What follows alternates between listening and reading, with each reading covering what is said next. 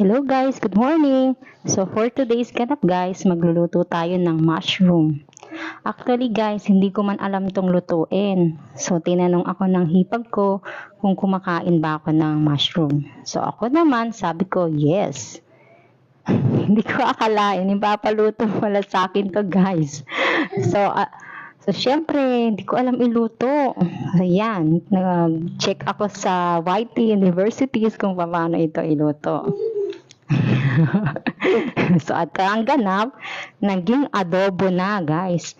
Ngayon pala ang pinapagawa sa akin guys ay yung parang pinrito, yung fried chicken ba yun? Ay parang fried chicken, yung may breading, ganun.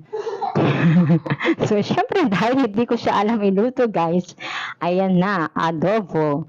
So alam nyo naman sigurong iluto yung adobo guys, kaya hindi ko na siya ituturo. So thank you for watching!